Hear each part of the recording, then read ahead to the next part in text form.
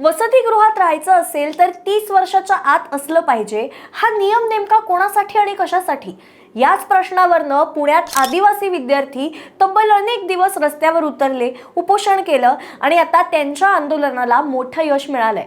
राज्य सरकारने आदिवासी शासकीय वसतिगृहात प्रवेशासाठी लावलेली 30 वर्षाची वयोमर्यादा ही अखेर रद्द केली आहे. म्हणजेच आता आदिवासी विद्यार्थ्यांना केवळ वयाच्या कारणावरनं वसतिगृहाच्या प्रवेशापासून दूर राहावं लागणार नाहीये.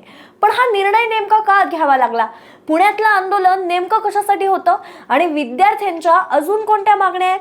नमस्कार, मी अनुष्का आणि याच बाबत आता सगळं तुम्हाला सांगणार आहे. पण सुरू करण्याआधी आमच्या चॅनलला नवीन आला असाल तर सबस्क्राईब करा आणि माझा व्हिडिओ आवडला तर लाईक, शेअर, कमेंट करायला विसरू नका.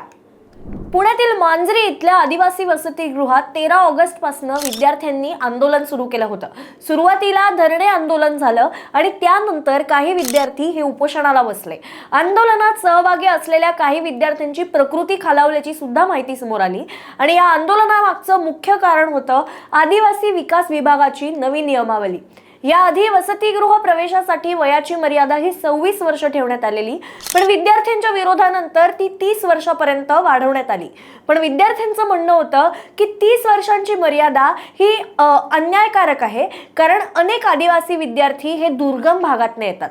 काहींचं शिक्षण उशिरा सुरू होतं, आर्थिक अडचणी येतात, शिक्षणात खंड पडतो, तर काही जण पदव्युत्तर शिक्षण, व्यावसायिक अभ्यासक्रम किंवा स्पर्धा परीक्षांची तयारी करतात.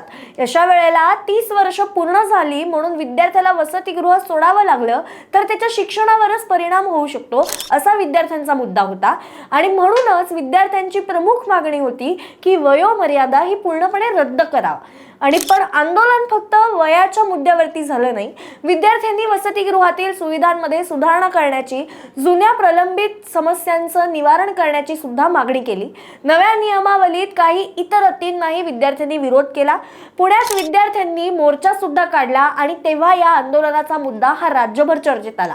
याच दरम्यान पुण्यात छात्रों की गूंज हा राहुल गांधींचा कार्यक्रम झाला आणि या कार्यक्रमात आंदोलनात सहभागी असलेल्या एका विद्यार्थिनीने काँग्रेस नेते राहुल गांधी यांच्या समोर या सगळ्या समस्या मांडल्या.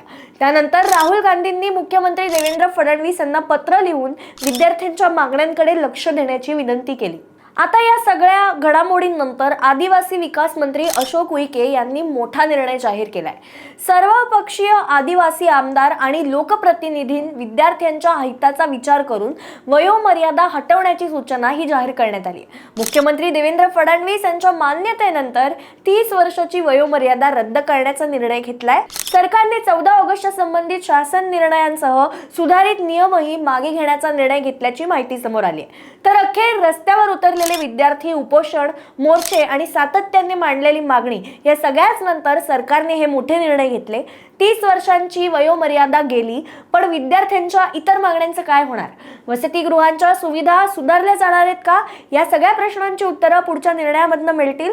पण सध्या तरी पुण्यातील आदिवासी विद्यार्थ्यांच्या आंदोलनाला हे नक्कीच मोठं यश मानलं जात आहे. तुम्हाला याबाबत काय वाटतं आम्हाला कमेंटमध्ये नक्की सांगा आणि अशाच विश्लेषणांसाठी पाहत रहा प्राईम टाइम महाराष्ट्र.